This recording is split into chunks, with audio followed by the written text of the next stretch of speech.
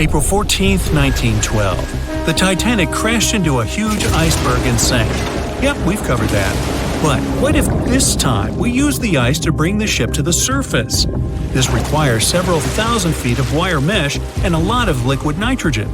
Our goal is to put the Titanic in a huge block of ice that will raise the ship to the surface. Now to do this, you need to wrap the wreck in a wire mesh and cover it with liquid nitrogen.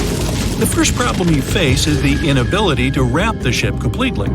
You need to somehow lift the ship a little to put the mesh under it. Let's say that by some miracle you manage to do so. Next, you need to transport hundreds of large tanks of liquid nitrogen. You're underwater, opening the tanks, and it's so cold that the icy water of the Atlantic Ocean looks like it's boiling. The nitrogen just sizzles, dissipates, and certainly doesn't create a block of ice around the mesh. Alright, new attempt. Raise the Titanic with the help of huge magnets. For this, you need a large cruiser and some powerful magnets. You attach thick cables to the magnets and lower them to the bottom. Bright projectors illuminate the black ocean depths. Parts of the wreck are visible. The magnets descend lower and cling to the iron hull of the ship. The cruiser pulls the cables and magnets up. Some of them detach from the Titanic as the iron surface is covered with reefs and corals. Some parts of the wreck break away from the ship and rise. The power of the cruiser is not enough. One of the cables is torn. Not only the weight of the individual parts of the Titanic, but also the colossal water pressure interferes with the operation. The sunken ship can't be raised completely, only its small parts. In reality, there has already been an attempt to raise the Titanic in parts. The $5 million operation failed. Nylon slings were attached to a large part of the wreck. The other ends of the slings were connected to the diesel engines. For the entire operation, they used a mini submarine. A piece of the Titanic weighing 21 tons was pulled up, but one of the slings broke because of the strong water pressure. Then, one by one, the other cables began to snap, and a huge piece fell back to the seafloor. By this time, all the participants of the rescue operation had run out of food supplies, and it was far from the nearest shore, so they decided not to make a second attempt. A book was written and a movie was made about how the Titanic was lifted with compressed air. In reality, no one even attempted this operation. To do this, you'd need several hundred large cylinders of compressed air. At first, you install them inside the Titanic's hull and wait for them to pull the ship to the surface. As soon as you lower the cylinders under the water, they immediately float upwards. This greatly complicates the operation. You need to fasten the cylinders with cables and pull them down to the bottom using a powerful submarine, or better yet, several of them. Because of the high pressure, the cylinders might burst. In this case, the blast wave would hit other cylinders and provoke a catastrophe. Too expensive and unsafe. The most expensive and complex plan to raise the Titanic is probably the one where scientists somehow extract hydrogen and oxygen from the ocean water. Then, these extracted elements must fill special containers. Those containers are attached to the ship, and the Titanic would rise to the surface. Even if you extract oxygen and hydrogen from millions of tons of water, the rest of the ocean water will replace it. A machine that will be capable of such filtering should cost billions of dollars. Or you can come up with a chemical element that will use a chain reaction to purify all the water. In this case, the entire world ocean will be left without vital oxygen. Someone once suggested blowing up the Titanic. You'd need to lower several boxes of dynamite to the ocean floor. The boxes must be completely sealed to prevent the dynamite from getting wet. Next, you need to run several miles of wire conducting an electrical current to them. Once all this is done, you sail to a safe distance. Now, you're going to press the button to pass the current through the wire and activate the dynamite. 3, 2, 1, stop! Why would you do this? Even if it works, the wreckage of the Titanic will be scattered in all directions on the seabed. It will be impossible to lift the Titanic from the ocean. Imagine a huge hook that can fetch the Titanic and lift it from the bottom like a fish. This hook must be huge to pick up a sunken ship. Let's say you created it. Next, you're on a huge cruiser, sailing up to the crash site and lowering the hook down like an anchor. It falls right on the Titanic but doesn't cling to it. You need special equipment to attach a bus-sized hook to the Titanic. It would include a huge submarine with mechanical arms. To build such a device and make it work under enormous pressure is already next to impossible. But let's say you finally managed to hook the Titanic. It's then you realize the cruiser doesn't have enough power to lift the ship, weighing more than 50 tons, and the hook that adds about 10 tons more. To complete your task, you'll need a few more cruisers and a few extra $1 million. Once hot wax cools, it hardens and floats on the water surface. What if we deliver it to the ocean floor and pour it inside the Titanic? This may work, given that wax is not an expensive material. So you melt the wax, pour it into strong tanks, and pull them to the bottom with the help of a submarine. The tanks can withstand enormous pressure, and the submarine has enough power to lower the wax to such a depth. The containers are placed inside the Titanic. Through a remote control, you open the containers, but the wax doesn't pour out. The deeper you go, the colder the water gets. While you were delivering the containers to the ship, the wax was cooling down and getting solid inside.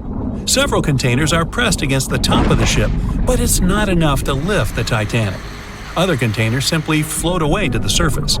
And even if the containers were thermostatic and kept hot inside all the time, once released, the wax would solidify in an instant.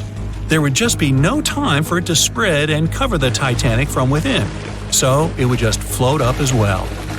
Alright, you fill several large and sturdy bags with Vaseline. This substance acts just like wax in the cold. It gets solid and floats.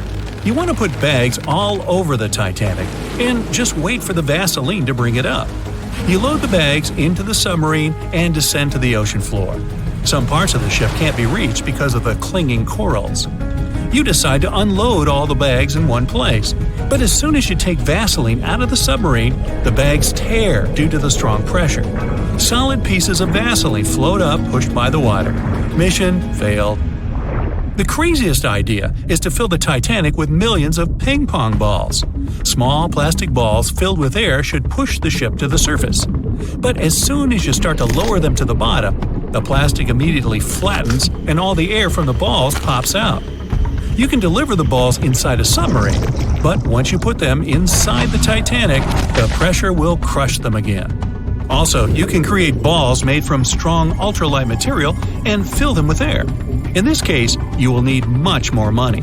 As soon as you put the balls inside the ship, some of them will immediately slip through the holes in the ship, and the remaining ones won't be enough to lift the wreck weighing more than 50 tons from the bottom. Well, to study the Titanic, you don't need to go down to the ocean floor. On the internet, you can find a detailed 3D map that shows the wreck site, as well as the ship itself on the seabed. To get a realistic picture of the Titanic, researchers used sonar technologies and underwater robots, which took more than 10,000 pictures of the sunken ship. So, what do you think? Leave it alone? Yeah, me too.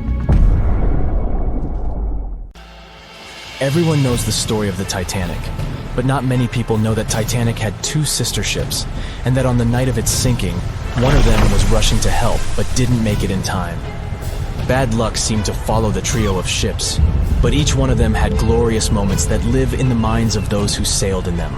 Keep on watching to discover a story of awe, ingenuity, and ill fate. And don't forget to click the subscribe button and turn notifications on to join us on the bright side of life.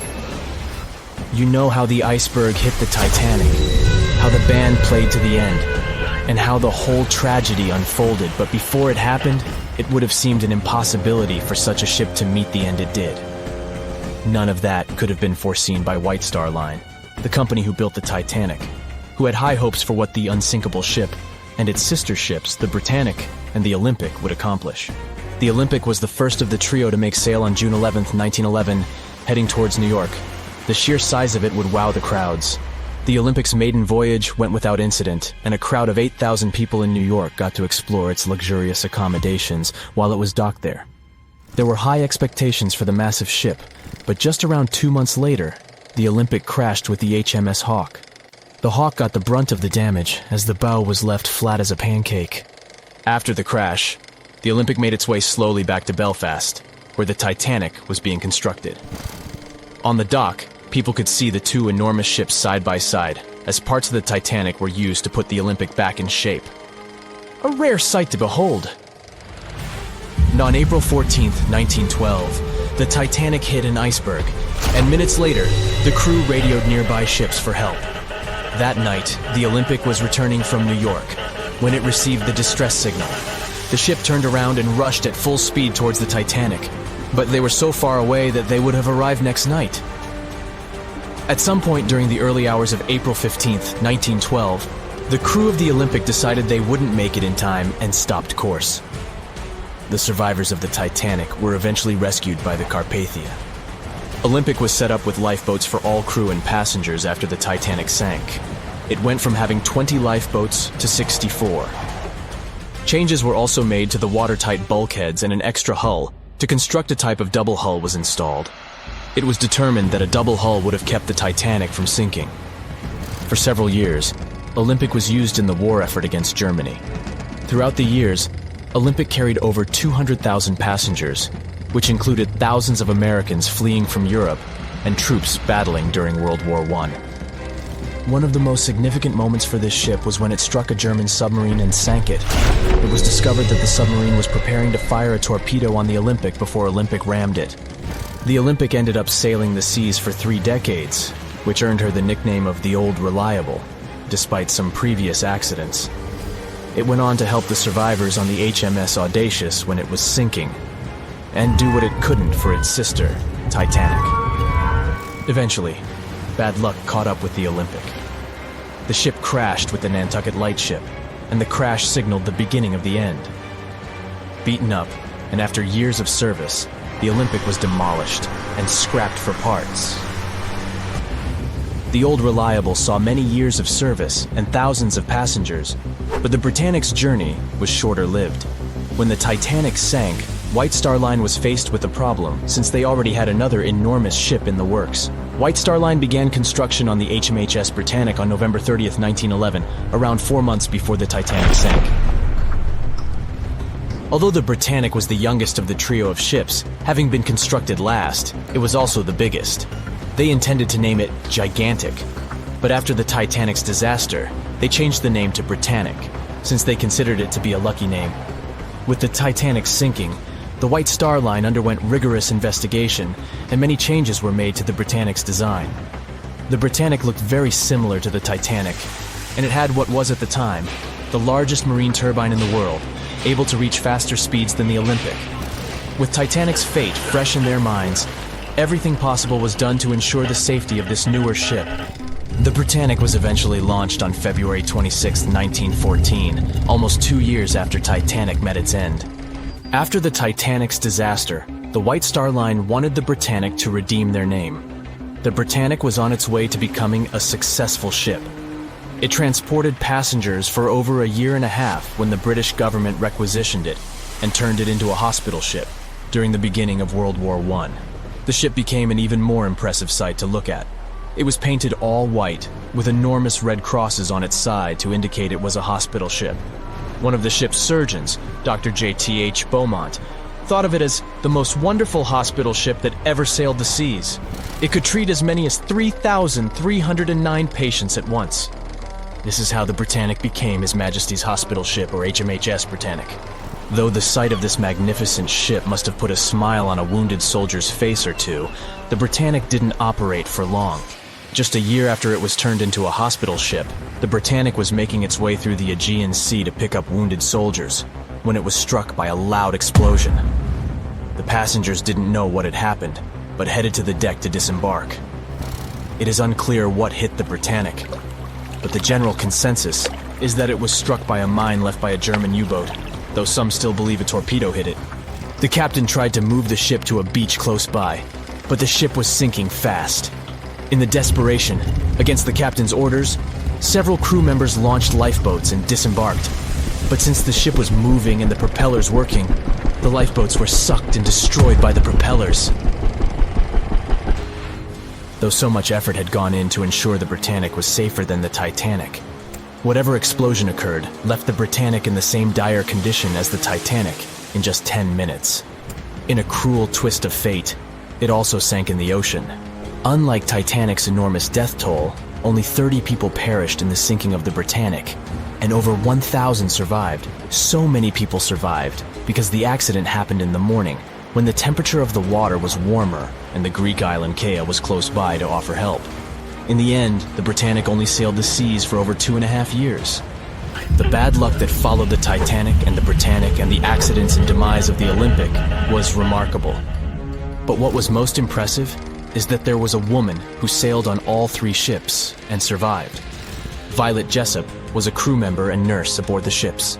She was there when the Olympic collided with the HMS Hawke in 1911 and disembarked safely. 2 years later, she escaped the sinking of the Titanic in lifeboat number 16, and she showed some women it was safe to board the lifeboats. You'd imagine that would be enough to keep her from ever getting on a boat again, but not for her. A few years later, she served as a nurse in the Britannic while it was used as a hospital ship. When the explosion occurred, Violet jumped overboard, was pulled under by the water, and hit her head on the keel but survived.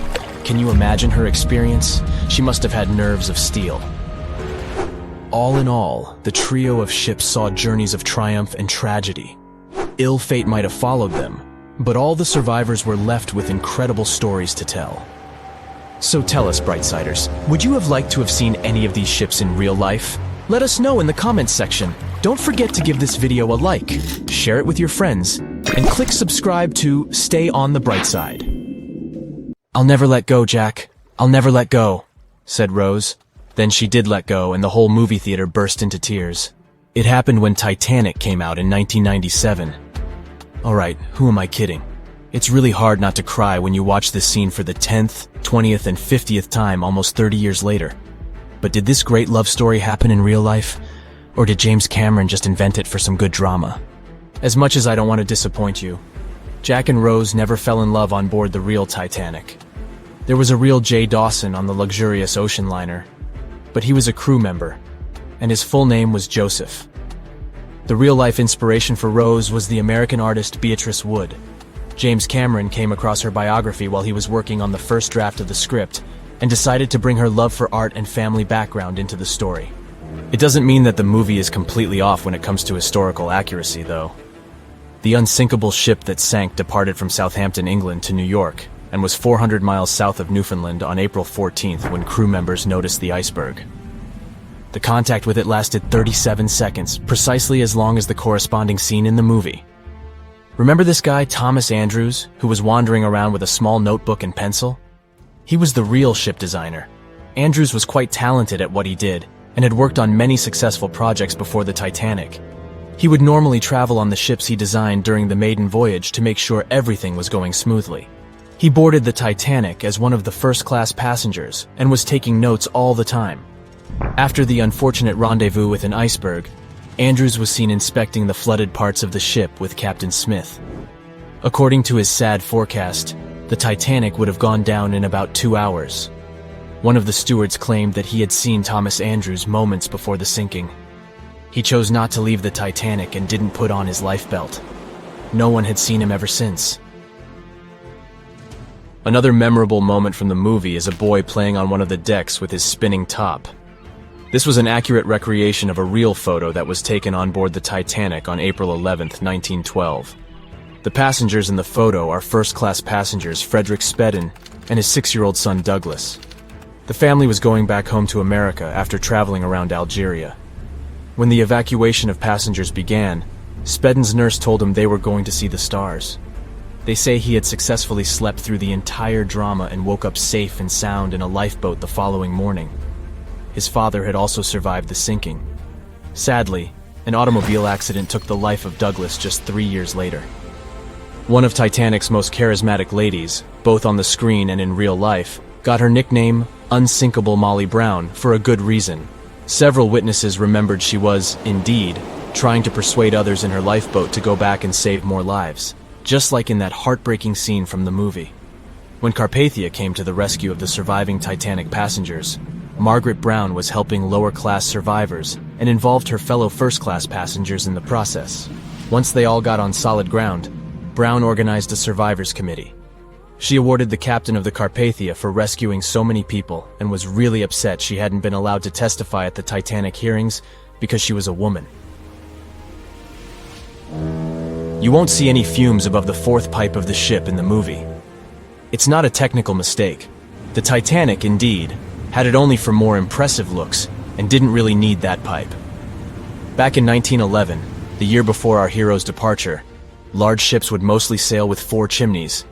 They needed those to draw heat and fumes from their massive boilers. The Titanic was a real engineering gem that only needed 3 chimneys to function. So the 4th was added for balance. They thought the public would have been disappointed to only see 3 pipes on the greatest ship of all time. The movie had an impressive budget, $200 million, but even that wasn't enough to cover all the possible costs. Cameron knew they had to save some money, so they built the replica of the liner only on the starboard, which means the right side. They chose this side to make things look more realistic. The wind at the filming location was moving mostly from north to south, so with the fumes going out, it looked like the liner was actually moving through the ocean. But if you remember one of the first scenes with the Titanic departing from Southampton and people waving, you'll understand why the crew had a problem with it. The real ship was docked at the port, or left side, there. They found a brilliant solution and just flipped the scene horizontally to make it look real. The letters and buttons on costumes were reversed, and actors walked in the opposite direction for everything to be changed in post-production. One of the scenes I can't watch without tears is the elderly couple holding on to each other as they go down with the Titanic. The couple who inspired this heartbreaking episode were real people, some of the richest passengers of the not-so-unsinkable ship. They were Isidore and Ida Strauss, and they owned Macy's. When news of the disaster spread, they put on life jackets and ran to the decks along with others. Ida stepped onto the lifeboat, but Isidore refused to do so before all the ladies and little ones were there. Ida didn't want to leave her husband. She climbed out of the lifeboat and handed her mink coat to her maid, saying she would no longer need it. Isidore wrapped his arms around Ida, and they remained on the bridge of the ship until a huge wave swept them both into the sea. So the bed scene wasn't that accurate, and James Cameron later admitted he had taken some license as a director. You know this guy who was drinking from a flask next to the main characters as the ship was going down? His name was Charles Jugan from England, and he was in charge of 10 bakers, 2 confectioners, and a Vienna baker aboard. He was expecting to earn a real lump sum, and would have been one of the best-paid crew members if everything had gone well. The night the iceberg hit, Johan was off duty, taking a rest in his bunk. He immediately woke up and sent his bakers to deliver bread to lifeboats. He then returned to his room for a drink. Once he came back on the deck, he helped others get in his assigned lifeboat. There was no more room for Charles inside, so he ended up on the outside of the rails of the ship. Finally, when the Titanic submerged, he just swam away, and as the sun rose again, he found one of the lifeboats and was rescued by Carpathia. The contents of the flask must have helped him survive. The well-dressed man who decided to stay on the Titanic forever was American businessman Benjamin Guggenheim. That last name probably sounds familiar, and yes, he was from that famous family. Guggenheim was traveling with his valet, his significant other, a singer from France called Leontine, her maid, and their chauffeur. They all boarded the Titanic in France during one of the short stops it made after leaving Southampton. When disaster struck, Benjamin was helping the ladies get in their lifeboat. He reportedly said they were only saying goodbye till the next day. He was sure the ship would be quickly repaired. After helping many women and youngsters get in the boats, Guggenheim chose not to fight over the remaining seats. He and his valet returned from the decks to their first-class suite and put on their finest suits to go down like gentlemen. Titanic sank on April 14, 1912, and all of the passengers' belongings and ship's paraphernalia went down into the deep, dark waters with it. These objects patiently waited to be discovered until 1985. Titanic sank fast, and there seemed to be almost nothing left from the ship. Yet divers in small submarines managed to retrieve plenty of artifacts from the wreckage. If you wonder what those surprising items look like, hey, join me.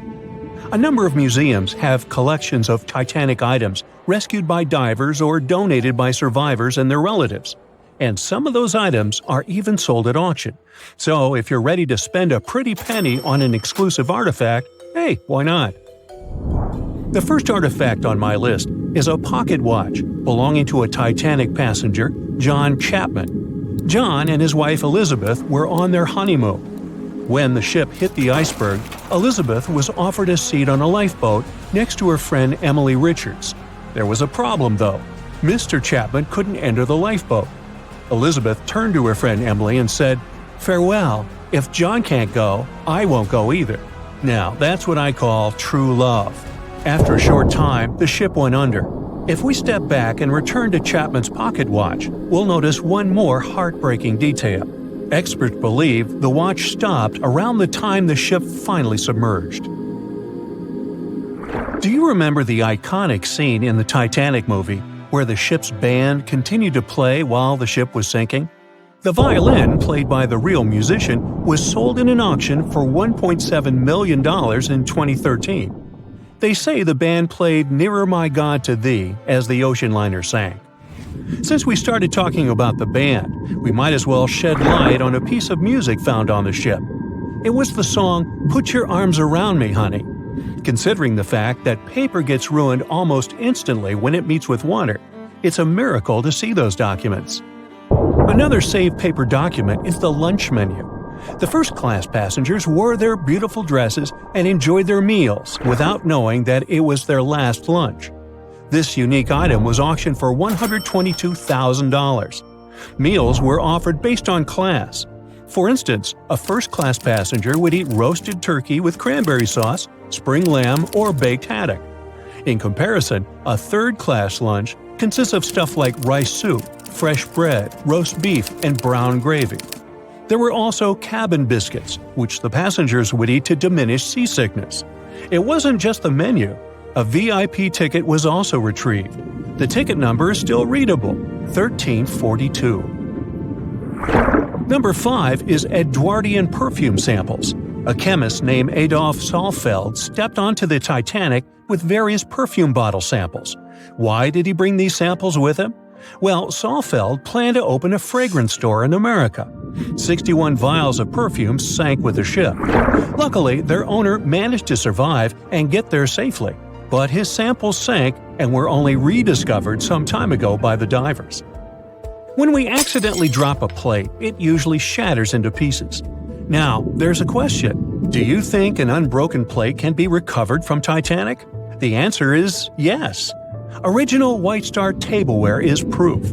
Apparently, each class of passengers didn't just get different meals, but was also served with different types of plates. The retrieved plates have a green and brown floral motif. The edges have a gold rim, and there's a logo in the center. By the way, they're sold at auction, and you can find them online. Let's carry on with touching personal stories. The love story of Rose and Jack that we see in the movie is fictional, but the ship surely witnessed many romantic tales. Here's a love letter to prove this. The messages tell us a story about how life was on the ship during the last few days. It was written by Kate Buss on April 10th. She mentioned how seasick she felt and other things, such as she was supposed to go to dinner in a half an hour. This letter wasn't the only letter divers took to the surface. For example, there's the letter Esther Hart wrote to her little daughter, Ava. It was sold at auction for £119,000. This letter is probably the last letter written on board, since it was completed only 8 hours before the tragedy. The letter is not that damaged because it was in the pocket of Esther's husband's coat. Another letter we can mention is Dr. John Simpson's letter. Those words were the last words that he wrote to his mother. Let me introduce you to Edith Rosenbaum. She was on the ship with her lucky toy pig. Edith had been severely injured in an accident before she sailed on the big ship. The toy was a present from her mother as moral support for her recuperation process. It was actually a music box in the shape of a pig. Edith used it to calm frightened young people in the same lifeboat. The next item on the list is the scout whistle of Lillian Winifred Bentham. She was a second-class passenger. On that terrible night, Lillian was in her stateroom. She didn't believe that the Titanic could sink. After all, it was the unsinkable ship. Her friend came to her and convinced her to hop into a lifeboat. Only then did she realize how serious the situation was. Moments later, she saw the ship break into 2 parts. As the lifeboat floated into the night, Lillian saw a crewman who was also rescued. Without a second thought, she wrapped the man with her fur coat. It was freezing, so she probably saved the man's life by doing that. The young man wanted to thank her for her kindness, so he gave Lillian a scout whistle. It was the whistle he used throughout the night to call for help. This pair of white gloves is one of the rarest artifacts recovered from Titanic. These cotton gloves belong to a gentleman. The owner's identity is unknown. Fabric can't last underwater for decades, but these gloves look fine, and you can still see the fine detailing and elegance. An alarm bell has also been found. Yes, that's the famous bell, the one that rang to warn people about the iceberg. Frederick Fleet and Reginald Lee were on lookout duty the night of the accident. Both of them survived. Fleet was the one who saw the iceberg before the ship struck it. What's ironic is that Fleet and Lee didn't have access to binoculars. They were stored in a locker in the crow's nest, but the key to the locker was in the pocket of a crew member who was reassigned to another ship at the last minute and didn't leave the key. They could have seen the iceberg sooner if they had had pairs of binoculars. If they had had it, the Titanic could have gotten out of the way. Divers discovered not just belongings of passengers or the crew, but also pieces belonging to the ship itself. Our next artifact is the Grand Staircase. Some parts of this iconic structure are recovered from the wreck. Turns out that this staircase became a meeting spot among first-class passengers. If they wanted to visit the Turkish baths for a spa day or eat dinner, they met at the staircase and went together. This staircase was a sign of how luxurious some parts of Titanic were. Another miraculously saved object that belongs to the ship is its plan. It was one of the most expensive artifacts sold at auction. The plan is around 30 feet wide. What else? The logometer was also discovered. It's a device used to check the sailing speed of the ship and the distance it covers. The experts say that from the start at noon on April 14th, the device logged 268 nautical miles. And there's more. A giant chunk of hull, known as the Big Piece, was also found. This fellow weighs 15 tons. The larger portholes were for the cabins, and the smaller ones were for the restrooms. This piece was found in 1994, but it was in 1998 when it was successfully taken out. After all these years spent underwater, it was swarming with sea life. Still surprisingly, the portholes still had glass. Now, let's assume you were a diver and you could only take out one of these objects. Which one would you pick? Back when it was built, the Titanic was one of the largest and most luxurious passenger ships, with high-class features like a grand staircase, a swimming pool, and a gymnasium. People thought it to be unsinkable because of its advanced safety devices. Its tragic sinking on its maiden voyage in 1912 proved it wasn't at all the case. It wasn't until 1985 that the Titanic's wreck was finally rediscovered using state-of-the-art sonar technology. Ever since, thousands of items have been recovered from the Titanic, many of them being put on display or sold for auction. Things like jewelry, a life jacket, a menu from the ship's restaurant, or even a sample square of carpet from the first-class stateroom have all baffled the public and told stories of the many on-board people. Scientists have even tried to come up with strategies to get the Titanic back up. Not because they want to put it up for display, but so it can be properly studied, and more importantly, to stop it from getting more and more damaged at the bottom of the ocean. Some have suggested filling the wreck with ping-pong balls to make it float, while others even considered injecting it with 198,000 tons of Vaseline. Another creative solution was proposed, the idea of using a giant claw or scoop to lift the Titanic. Nobody came up with this device. Using 500,000 tons of liquid nitrogen to trap it in an iceberg that would float to the surface was also considered, but all these potential strategies had to be eventually let go, since the Titanic is way too fragile to ever be recovered. As the Titanic's iconic bow railings are in danger of collapsing, metal-eating bacteria continue to chew away at the ocean liner's wreckage. An undersea exploration company plans to gather data about the ship's deterioration in annual expeditions. They hope this will help them learn more about the Titanic, and also more about the ecosystem that shipwrecks create. The over 100-year-old ocean liner is also being damaged by deep-sea currents daily. Some experts predict that the ship could disappear in a few decades due to holes in its hull. The deck that passengers crowded on as the ship sank has caved in. The gymnasium near the grand staircase has also fallen in.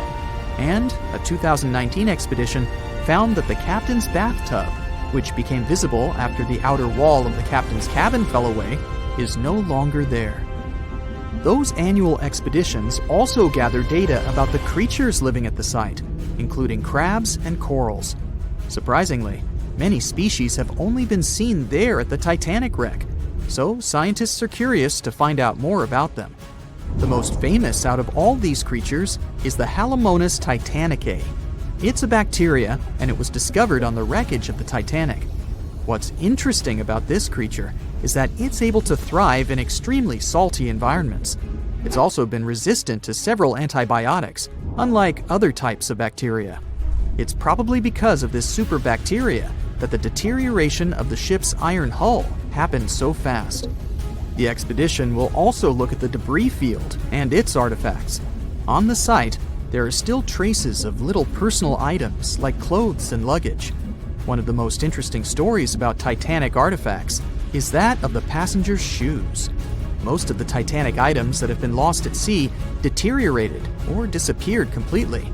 But not the shoes. They seem to be able to resist the harsh conditions.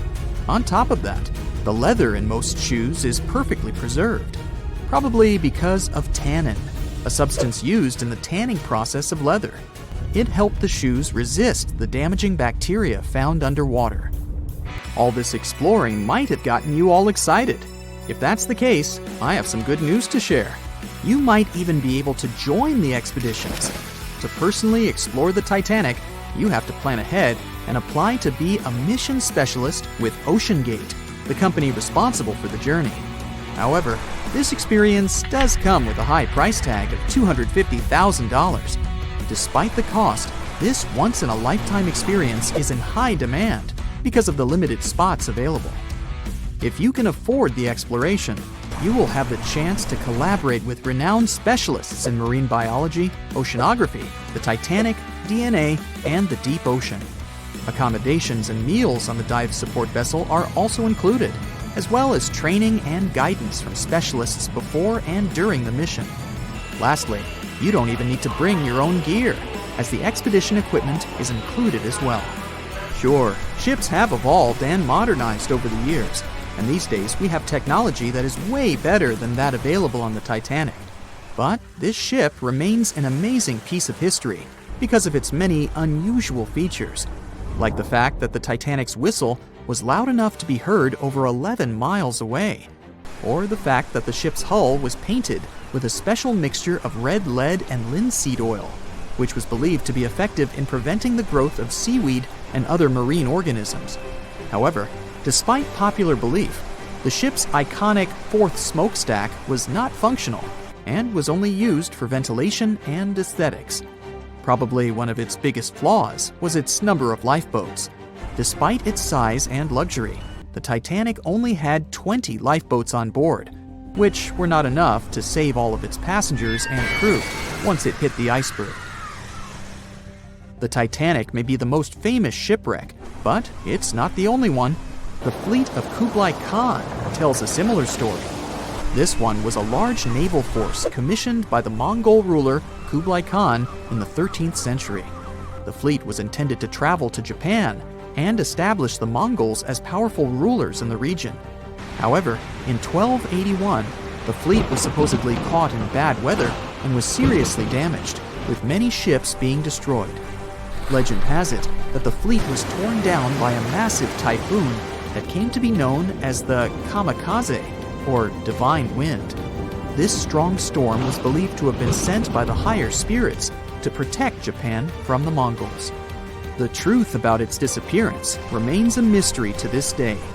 However, the wreckage of the fleet, or parts of it, appears to have been discovered in the 1980s by Asian archaeologists. They dug across the site and studied the remains of the ships at a location near Imari Bay. The shipwreck is, to this day, considered to be an important archaeological discovery. That's because it informed us how well prepared the Mongols were back in the day in terms of their ships.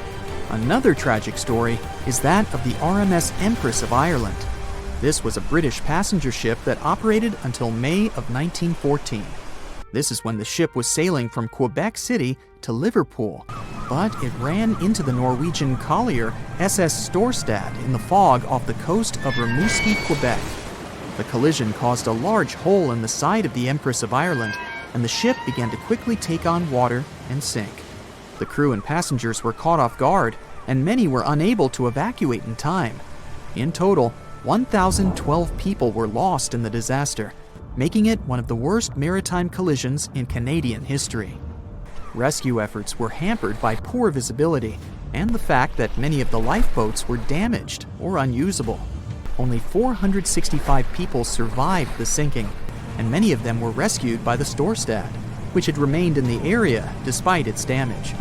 The sinking of the Empress of Ireland was a national tragedy in Canada, and it led to changes in maritime safety regulations and the establishment of a Coast Guard. The ship still lies at the bottom of the St. Lawrence River, where it has become a popular dive site for enthusiasts.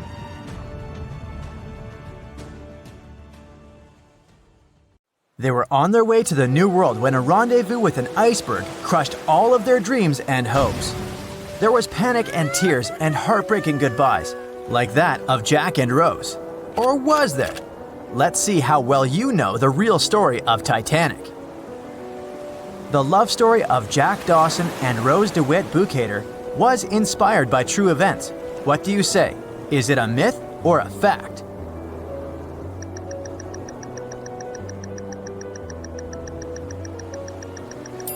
The most emotional Titanic love story was actually all made up by the screenwriter and director of the famous movie, James Cameron. Some passengers featured in the movie were real though, and by a mere coincidence, there was a J. Dawson on board. His name was Joseph, not Jack, and he worked as a coal trimmer. The most expensive object lost with the Titanic was a painting by Pablo Picasso. What's your take on this one?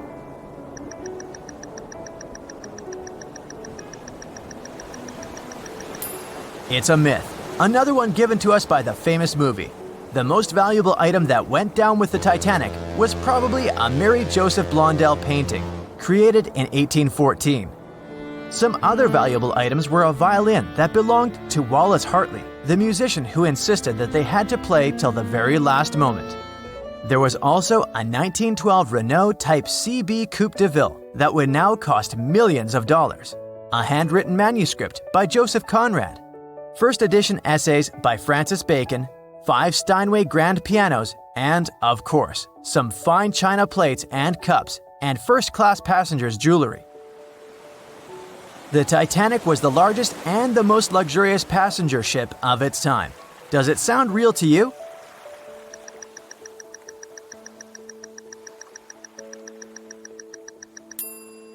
Yep, it's totally true. In April 1912, the Titanic was the largest ship ever built. It was 882 feet long and had a maximum passenger capacity of 2,435 people.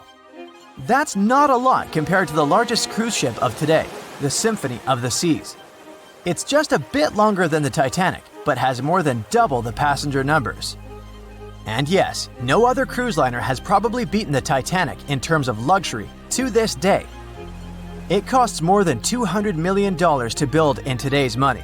The tickets were also quite expensive. Duh! First-class tickets ranged in price from $1,700 in today's money for a berth up to $50,000 for one of the 2 parlor suites. Second-class tickets were $700. Third-class passengers had to pay between $170 to $460. Most of the passengers of the unsinkable ship managed to survive. True or false?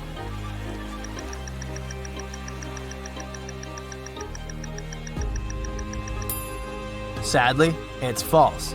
Only 37% of all the passengers actually survived the meeting with the Titanic.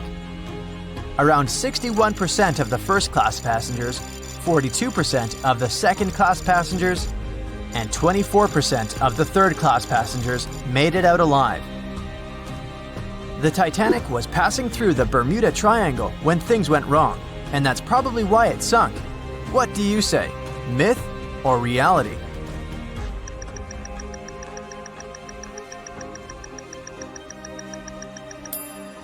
It's 100% a myth. The Titanic never even came close to the Bermuda Triangle. The liner sank about 400 miles south of Newfoundland, which is a huge distance to the north of Bermuda, the infamous area where ships and planes disappear without a trace. We might have the moon to blame for the sinking of the Titanic. True or false?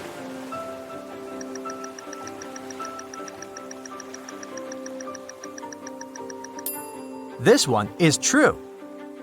The moon heavily affects the tides on Earth. The closer the moon is to the Earth, the stronger the tides are because of the increasing gravity of our satellite. Back in 1912, the moon was so close it made several glaciers in Greenland break apart. Massive chunks of ice that broke off from the glaciers started floating south. The supermoon event came just 6 minutes after a spring tide, the alignment of the moon, the sun, and the Earth that makes their combined gravity reach its peak twice a month. And the day before, our planet had come the closest to the sun that year, which made the gravity even stronger. This mixture of events created perfect conditions for one of the most powerful tides in history. Icebergs breaking off from Greenland's glaciers drift off to the coastal waters of Labrador and Newfoundland, where they often run aground. To move on, they need to either melt and become lighter or catch a high tide that would carry them further. The 1912's tide was as high as it gets. So they shifted many shipping routes south because of the huge amount of icebergs. But not the Titanic, of course, as they believed it was unsinkable. It took 4 hours and 40 minutes for the Titanic to sink. What do you say?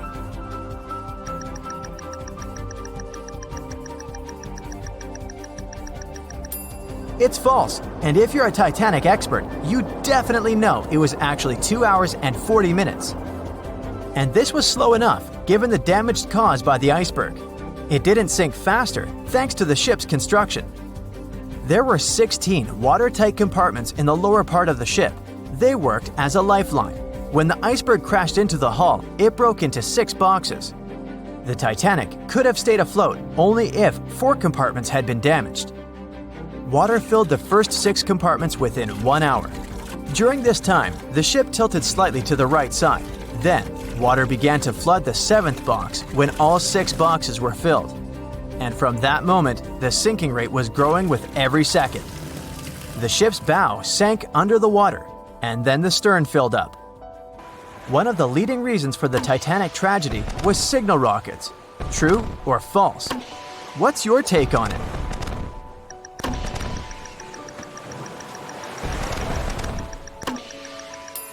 This one is true. When any ship sinks, the crew members must release red flares. It's a signal to all nearby ships that someone is in trouble. But for an unknown reason, someone put white lights in the Titanic's rocket box. When the ship crashed into an iceberg, the crew members released white flares. Another ship, SS Californian, was nearby at the time. Its captain knew the Titanic was going through a dangerous iceberg area. The crew of this ship didn't see the Titanic in the dark, but they noticed white rockets. Radio communication between the vessels didn't work. The SS Californian operator turned off the receiver. The Californian captain felt that something was wrong, so he sent a Morse lamp signal to the Titanic. But it was too late.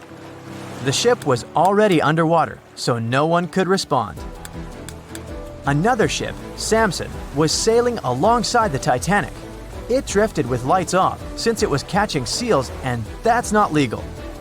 When the captain saw the Titanic's white rockets, he thought it was the Coast Guard. So Samson sailed away as fast as they could. They realized they had abandoned the drowning passengers once they made it to Iceland and learned the horrible news. In 1996, one expedition managed to raise the Titanic from the ocean floor. Do you believe it?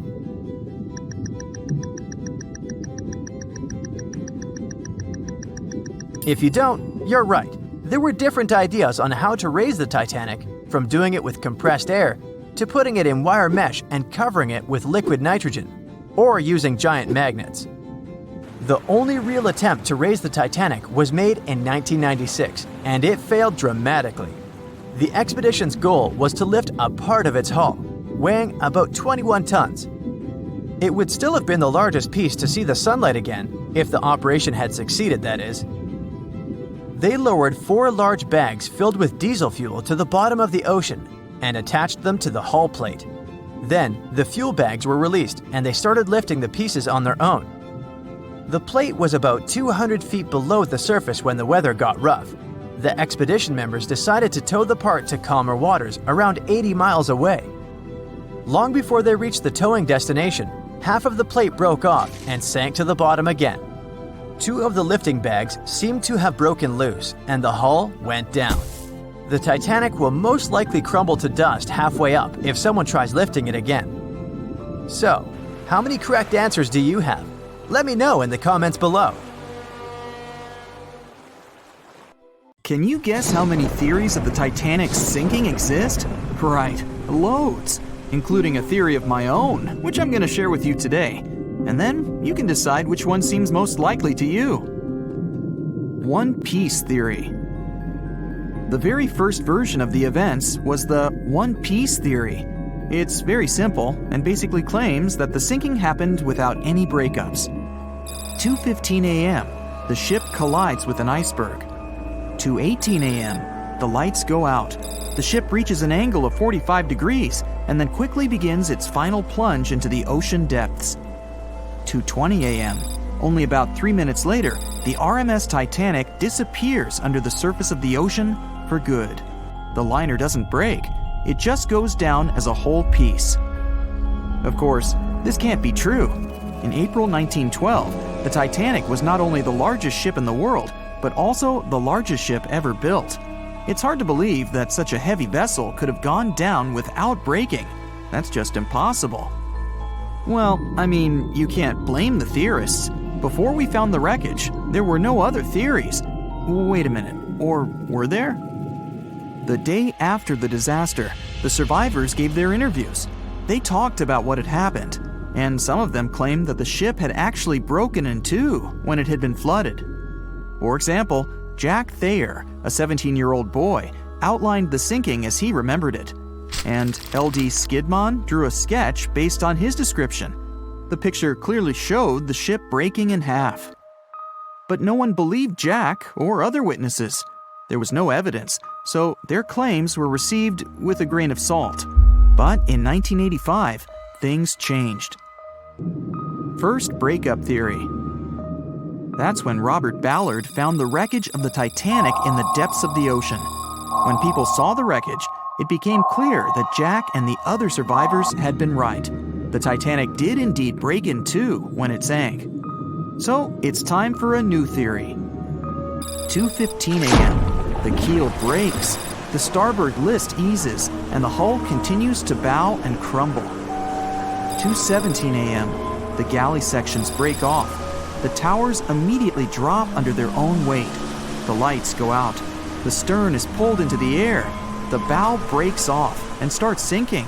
The aft is barely hanging on to the starboard side of the stern section superstructure. The stern section slowly lists over to port as it begins sinking again. It rises up one last time and pivots in a semicircle as it sinks. It all sounds pretty convincing, right? But people began to find plot holes in this theory. For example, the Titanic couldn't have held together until it reached such a high angle. The breakup would have had to begin much earlier. This only meant there was still a vast field for research and speculations. So people started to come up with their own possible scenarios. How about we look first at the ones no one likes? V-brake and Aaron 1912 V-brake.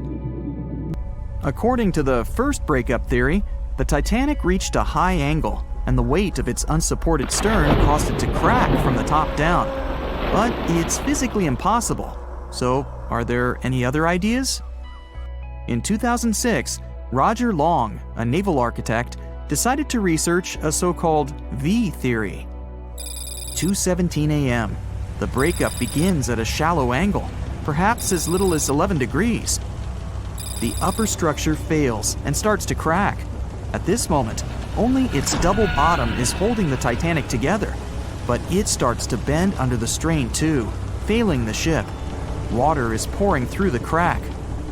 It increases the weight in between the two sections, bending the Titanic the other way and pulling it into shape somewhat resemblant to the letter V. The upper decks get mangled and bent together. The bow heads for the bottom, and the stern is the last to sink. This theory has since been disproven many times, though. Roger Long believed it because the broken edges of the upper decks in the Titanic's bow section were all mangled and crushed. However, we have learned that it happened because of the so-called hydraulic downburst, the force of the water crashing into the deck as the Titanic hit the ocean floor. Another V-break theory states that the bow had risen out of the water after the break. This theory was mainly peddled by one former Titanic enthusiast. But not only has this theory been proved to be physically impossible due to the bow's incredible mass, it was also inspired by incorrect information. Remember Jack Thayer? Well, it was based on his sketch and the words of a couple of passengers. But the truth is, none of them had ever seen the Titanic break down like this. Jack himself even stated in an interview that the sketch was completely out of context to what he had actually seen. It was drawn by a passenger on the Carpathia, the ship that received the Titanic's distress signal and came to its aid. It couldn't be used as evidence. Now that we know this, let's move on to the theories that most people believe in. James Cameron's banana peel theory. Who hasn't seen the legendary movie about the Titanic, right? It became the leader of the 70th Academy Awards ceremony in the number of nominations and awards, and deservedly so. But did you know that James Cameron had been interested in the Titanic for many years and studied the ship's history? His books and research are very detailed, and he even came up with his own version of the events. It's called the banana split theory, and this is actually what you could see in the movie. Here's how it goes. The Titanic reaches a 23-degree angle and fractures down to the keel. The double bottom acts as a hinge as the stern falls down. When the double bottom fails, the bow and the stern separate. The stern lists to port, standing vertically, and then begins to go underwater.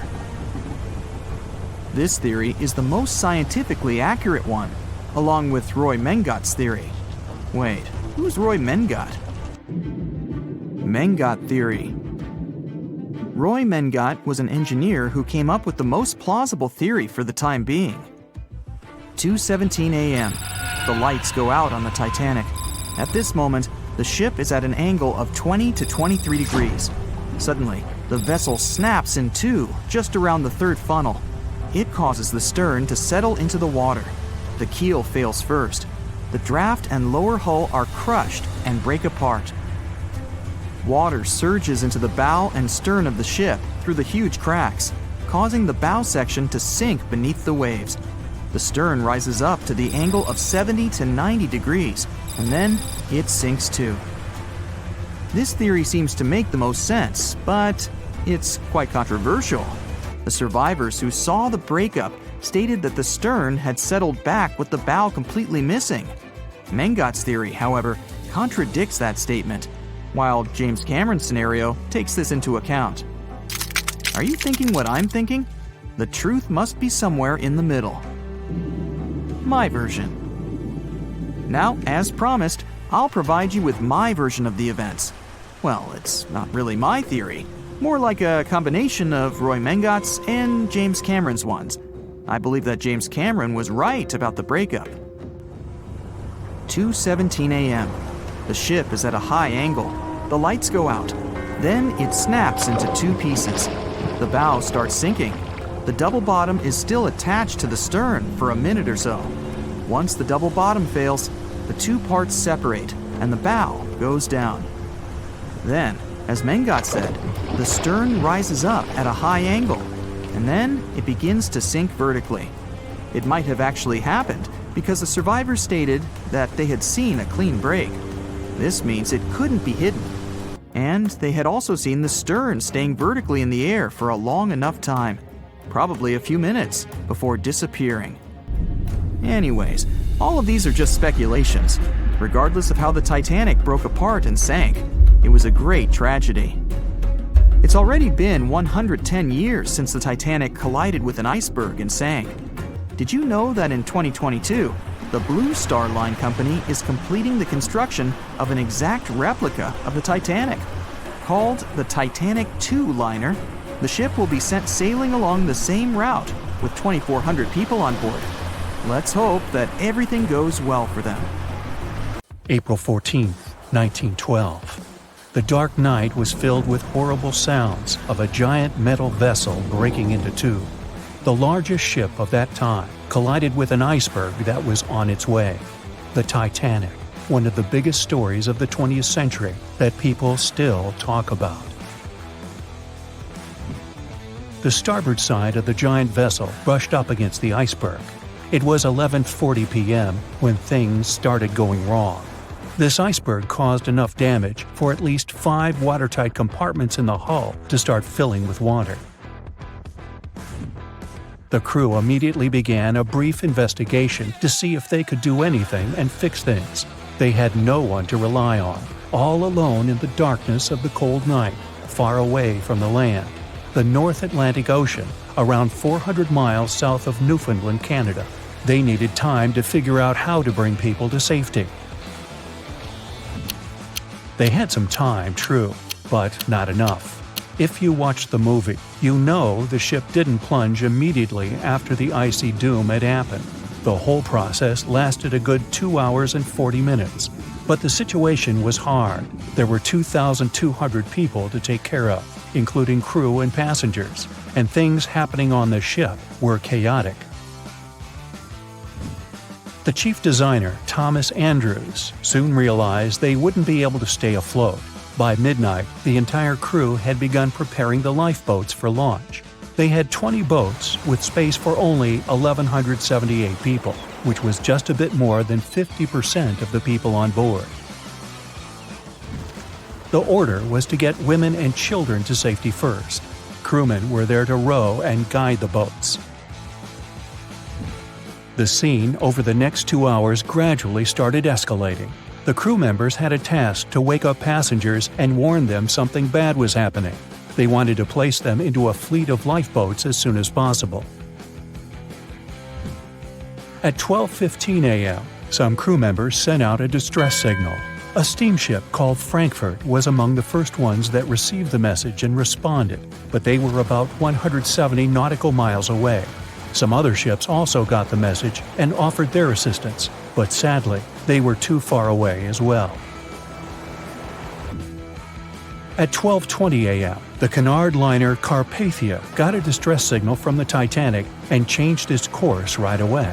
They were 58 miles away at the time, and it would take them more than 3 hours to get there. 20 minutes later, the crew was lowering the first lifeboat.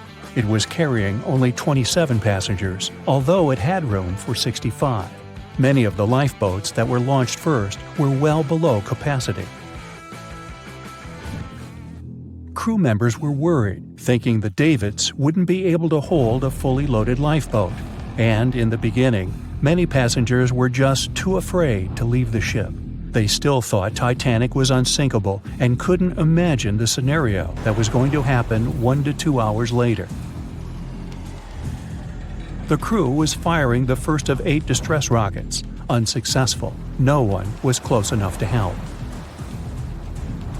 By 1:20 a.m., they lowered 10 lifeboats. Number 8 had only 28 people in it. One of the passengers on the number 10 was 9-week-old Melvina Dean. She would later become the last survivor who lived until 2009 and turned 97. It was 2 a.m. already. 3 of the collapsible boats were the only lifeboats that remained on the ship. The bow of the vessel had sunk low and had tipped far under the surface. People around it could now clearly see stern propellers above the water. Crew members were lowering collapsible lifeboat D from the roof of the officers' quarters with over 20 passengers in it. As the ship's bow went under, the water was washing collapsible A from the deck. Those 20 people were struggling because their boat was partly filled with water. As crew members were trying to release Collapsible B, it fell. Before they righted it, the water swept it off the ship. 30 passengers still managed to find safety on the overturned lifeboat. At 2:17 a.m., the ship's wireless operator decided to transmit one last distress call. A minute later, the light on the ship finally went out. Titanic and all left on board plunged into darkness. The bow continued to sink, and the stern was rising higher above the surface, which placed great strain on the midsection. Horrible sounds were filling the night. Titanic, this massive, legendary ship so many people placed their hopes in and were excited about, broke into two between the third and fourth funnels. Reports would speculate it took about 6 minutes for the bow section to reach the ocean bottom. The stern settled back in the water before it rose again into a vertical position. It remained in this situation until it finally disappeared into the ocean. At 2:20 a.m., the stern apparently retained air inside, and water pressure crushed it as it went down. The stern landed about 2,000 feet away from the bow. People consider the Titanic the fastest ship in the world. They thought it was unsinkable because 4 of its compartments could be flooded, and that still wouldn't cause a critical loss of buoyancy. Its life was problematic since its beginning. While the ship was leaving port, it moved within a couple of feet of the steamer New York. It managed to safely pass by, which was a huge relief for all those worried passengers massed on the ship's decks. Titanic sailed off on the 10th of April. Its first journey was across the highly competitive Atlantic route. On the launch day, the Titanic became the biggest movable object in the history of humankind. 882 feet long, 92 feet wide. Not that big if you compare it with today's ships. The biggest cruise ship in the world today is Royal Caribbean's Symphony of the Seas, which is roughly 5 times the size of Titanic. If you put that ship in a vertical position, it would be nearly as tall as the Empire State Building, which is 1,250 feet without antennas. But Titanic was a huge attraction back in its time. At one moment of their journey, they stopped in France, after which they made another stop in Ireland. Once the final passengers boarded, the massive ship set out at full speed for their final destination, New York City. 4 days after the beginning of its journey, Titanic failed to divert its course from a huge iceberg, the story we all know about. Only 700 people survived, and most of them were women and children. The night was extremely cold, 1 hour and 20 minutes after Titanic had gone down to the bottom of the ocean. Survivors weren't even sure someone was coming to save them. Finally, they saw the light. It was Carpathia coming towards them. They came for the people in the lifeboats. The crew brought them aboard and pulled a handful of other passengers out of the water. Many ships tried to contact Titanic a few hours after it sank. Their messages were never returned. Later, when there was an investigation of what really happened, they discovered the Leyland liner California had been less than 20 miles away when Titanic was sinking. But the crew didn't hear the distress signals coming from Titanic because their radio operator was off duty. Countries from both sides of the Atlantic were shocked and horrified when they heard details of what happened to Titanic. They decided to make changes to ship operations, rules that would help avoid such events in the future. They held the first International Convention for Safety of Life at Sea, where they adopted rules for every ship to have lifeboat space for each passenger on board. Also, lifeboat drills became mandatory. They also decided to establish an international ice patrol. Its main role was to monitor icebergs in the North Atlantic shipping lanes. Ships also needed to maintain a 24-hour radio watch.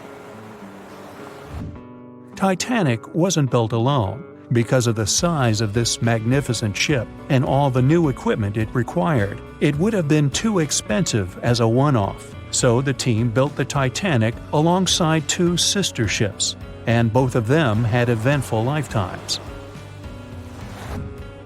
RMS Olympic came first. It was launched in 1910, and for a whole year was the biggest liner in the world. The Britannic was another sister ship that sailed for a while before it too ended down on the ocean bottom. But only Titanic became a legend and one of the most fascinating stories of modern history. Have you ever wondered how much of the Titanic is left these days? Now, if you haven't been living under a rock, you probably know that it's been over 100 years since the world's most famous ship turned into a wreck. The RMS Titanic, the world's largest sea liner from the beginning of the 1900s, sank during its maiden voyage, just a few days after leaving port. The ship struck an iceberg on April 14, 1912, taking down over 1,500 passengers of more than 2,200 who were on board the liner at that time. As shocking as this may sound, the Titanic took over 3 years to be built and only 3 hours to sink. And if it were today, the ship would have cost over $210 million to be made. It was last seen on the surface of the Atlantic at 2:20 a.m., and for many decades, that was the last time people saw it. It wasn't until 1985 that the whereabouts of the ship were discovered by oceanographer Robert Ballard, and some parts of the Titanic became visible once again. One of the first discoveries made by Ballard's expedition was that the ship was indeed torn in half before sinking. The early exploratory missions to the part of the ocean floor where the Titanic now lies could only see the hull and the deck of the ship. According to Ballard, the main purpose of these missions was to understand how to preserve the ruins from deteriorating. Another goal was to recover the huge number of personal items scattered along the seabed. The explorer later said the view down there was as shocking as it was emotional. In the field of debris around the wreck, the oceanographer discovered plenty of small objects and personal belongings, many of which he brought back to the surface. There were shoes, some fancier than others. There were pieces of clothing that belonged to crew members. And there were huge propellers. If on the surface they gleamed and shined, on the ocean floor they were embedded and devoured by sand. Ballard pointed out that the area where kitchenware was scattered measured more than a mile in length. There were enough plates, pots, and pans to fill up an entire industrial kitchen. For the first time ever, 3D animation footage reveals exciting images. The simulations show the Titanic's evolution from when she first set sail in 1912 until the state of her ruins today. But simulations weren't enough for deep-sea explorer James Cameron, who envisioned traveling to the heart of the wreck for the first time ever in the history of the ship. Yep, the same James Cameron who happens to be the director of a very famous movie about the ship. He has now dived 33 times to visit the wreck of the Titanic. Here's some fun trivia for you. The director says that his true passion has always been the ocean, and that ever since he was a kid, he wanted to study the sea. Directing, let's say, just happened to be his day job. And when the possibility of directing Titanic appeared, he said yes, just so that he could go and check out the ruins of the ship in real life. Now back to the wreck. According to James Cameron, it wasn't enough for researchers to access only the exterior of the ship. They needed to go inside, analyze and photograph what was left of the pompous interiors of the world's once biggest sea liner. Cameron piloted an innovative robot vehicle equipped with cameras. It helped the man to reveal spaces in the Titanic that no one had ever seen before since the ship touched the bottom.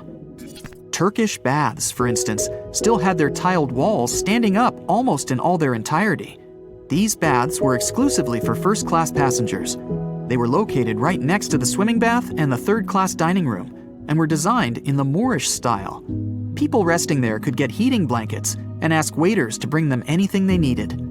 If the pictures from before the disaster were astonishing, they carry a different kind of wow factor now, when everything you see in them is hidden underneath the surface of the water. Another shocking discovery was the ship's mast. If we look at the Titanic in its pre-sinking glory, the mast calls much of one's attention.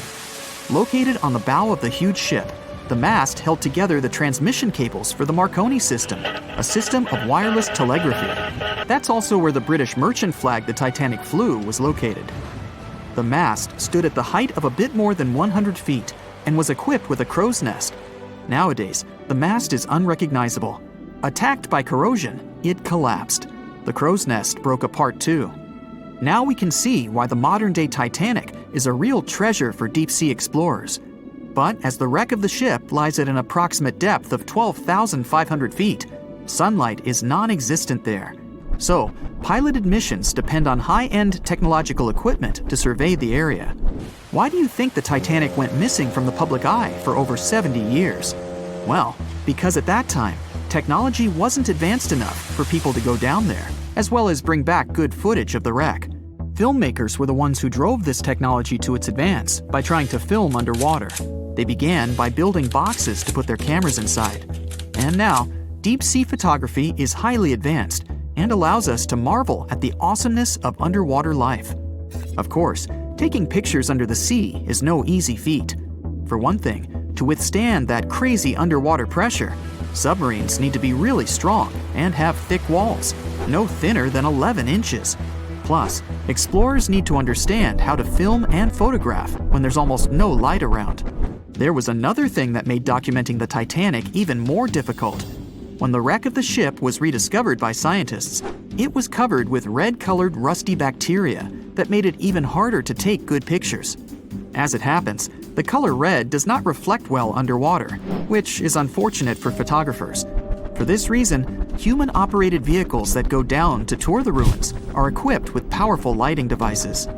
When you see some parts of the ship from afar, they look as if reddish-brown wax has been dripping all over the Titanic's ruins. But in reality, these icicle-shaped structures are colonies of microorganisms. When the ship sank, it brought down with it an enormous amount of bacteria that hadn't existed at the bottom of the ocean before. But now, these bacteria, together with the extreme conditions at the bottom of the ocean, have turned into a disastrous combination for the ruins of the ship. These red colonies of microorganisms actually feed off of iron and steel, which is basically all that is left of the Titanic.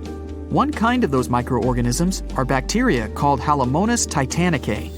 They can eat up to 220 pounds of iron per day. This makes the Titanic a colossal food source for them. There have been lots of speculations regarding the life expectancy of the ship's wreck after researchers discovered this bizarre rust. But according to Cameron and his research team, the Titanic isn't going to disintegrate anytime soon. In one of the latest expeditions down to the wreck, a piloted vehicle was funded to identify specifically one stateroom.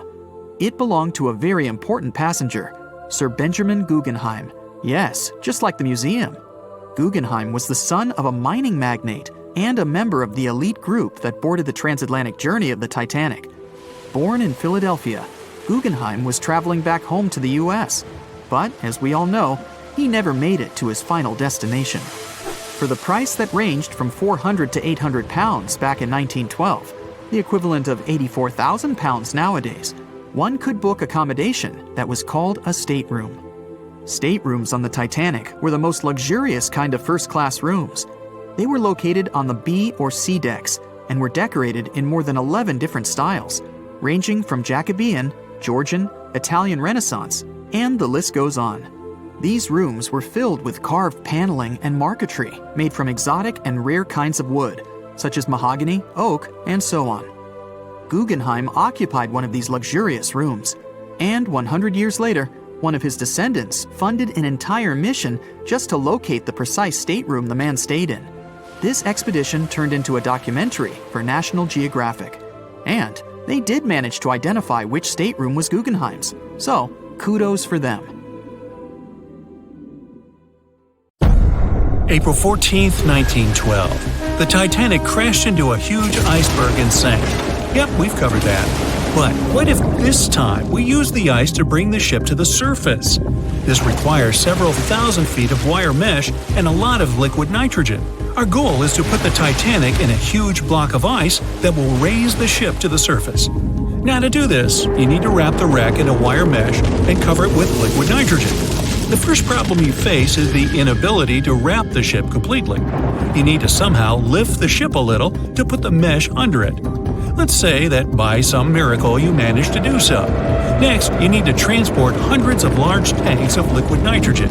You're underwater, opening the tanks, and it's so cold that the icy water of the Atlantic Ocean looks like it's boiling. The nitrogen just sizzles, dissipates, and certainly doesn't create a block of ice around the mesh. Alright, new attempt. Raise the Titanic with the help of huge magnets. For this, you need a large cruiser and some powerful magnets. You attach thick cables to the magnets and lower them to the bottom. Bright projectors illuminate the black ocean depths. Parts of the wreck are visible. The magnets descend lower and cling to the iron hull of the ship. The cruiser pulls the cables and magnets up. Some of them detach from the Titanic as the iron surface is covered with reefs and corals. Some parts of the wreck break away from the ship and rise. The power of the cruiser is not enough. One of the cables is torn. Not only the weight of the individual parts of the Titanic, but also the colossal water pressure interferes with the operation. The sunken ship can't be raised completely, only its small parts. In reality, there has already been an attempt to raise the Titanic in parts. The $5 million operation failed. Nylon slings were attached to a large part of the wreck. The other ends of the slings were connected to the diesel engines. For the entire operation, they used a mini submarine.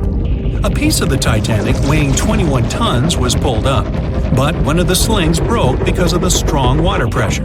Then, one by one, the other cables began to snap, and a huge piece fell back to the seafloor. By this time, all the participants of the rescue operation had run out of food supplies, and it was far from the nearest shore, so they decided not to make a second attempt. A book was written and a movie was made about how the Titanic was lifted with compressed air. In reality, no one even attempted this operation. To do this, you'd need several hundred large cylinders of compressed air. At first, you install them inside the Titanic's hull and wait for them to pull the ship to the surface. As soon as you lower the cylinders under the water, they immediately float upwards. This greatly complicates the operation.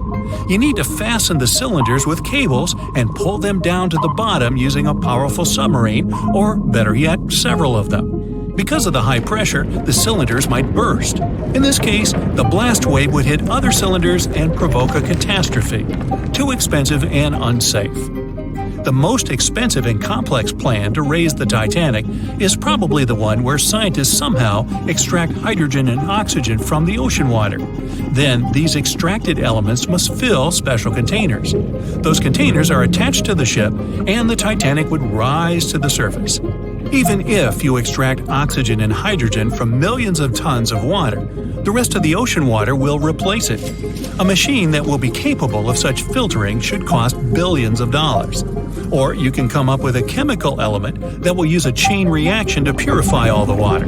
In this case, the entire world ocean will be left without vital oxygen. Someone once suggested blowing up the Titanic. You'd need to lower several boxes of dynamite to the ocean floor. The boxes must be completely sealed to prevent the dynamite from getting wet. Next, you need to run several miles of wire conducting an electrical current to them. Once all this is done, you sail to a safe distance. Now, you're going to press the button to pass the current through the wire and activate the dynamite. 3, 2, 1, stop! Why would you do this? Even if it works, the wreckage of the Titanic will be scattered in all directions on the seabed. It will be impossible to lift the Titanic from the ocean. Imagine a huge hook that can fetch the Titanic and lift it from the bottom like a fish. This hook must be huge to pick up a sunken ship. Let's say you created it. Next, you're on a huge cruiser, sailing up to the crash site and lowering the hook down like an anchor. It falls right on the Titanic but doesn't cling to it. You need special equipment to attach a bus-sized hook to the Titanic. It would include a huge submarine with mechanical arms.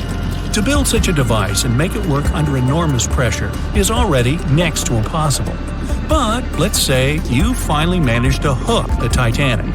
It's then you realize the cruiser doesn't have enough power to lift the ship, weighing more than 50 tons, and the hook that adds about 10 tons more. To complete your task, you'll need a few more cruisers and a few extra $1 million. Once hot wax cools, it hardens and floats on the water surface. What if we deliver it to the ocean floor and pour it inside the Titanic? This may work, given that wax is not an expensive material. So, you melt the wax, pour it into strong tanks, and pull them to the bottom with the help of a submarine. The tanks can withstand enormous pressure, and the submarine has enough power to lower the wax to such a depth. The containers are placed inside the Titanic. Through a remote control, you open the containers, but the wax doesn't pour out. The deeper you go, the colder the water gets. While you were delivering the containers to the ship, the wax was cooling down and getting solid inside. Several containers are pressed against the top of the ship, but it's not enough to lift the Titanic. Other containers simply float away to the surface. And even if the containers were thermostatic and kept hot inside all the time, once released, the wax would solidify in an instant. There would just be no time for it to spread and cover the Titanic from within, so it would just float up as well. Alright, you fill several large and sturdy bags with Vaseline. This substance acts just like wax in the cold. It gets solid and floats. You want to put bags all over the Titanic and just wait for the Vaseline to bring it up. You load the bags into the submarine and descend to the ocean floor. Some parts of the ship can't be reached because of the clinging corals. You decide to unload all the bags in one place, but as soon as you take Vaseline out of the submarine, the bags tear due to the strong pressure. Solid pieces of Vaseline float up, pushed by the water. Mission failed. The craziest idea is to fill the Titanic with millions of ping-pong balls. Small plastic balls filled with air should push the ship to the surface. But as soon as you start to lower them to the bottom, the plastic immediately flattens and all the air from the balls pops out. You can deliver the balls inside a submarine, but once you put them inside the Titanic, the pressure will crush them again. Also, you can create balls made from strong ultralight material and fill them with air. In this case, you will need much more money. As soon as you put the balls inside the ship, some of them will immediately slip through the holes in the ship, and the remaining ones won't be enough to lift the wreck weighing more than 50 tons from the bottom. Well, to study the Titanic, you don't need to go down to the ocean floor. On the internet, you can find a detailed 3D map that shows the wreck site, as well as the ship itself on the seabed. To get a realistic picture of the Titanic, researchers used sonar technologies and underwater robots, which took more than 10,000 pictures of the sunken ship. So, what do you think? Leave it alone? Yeah, me too.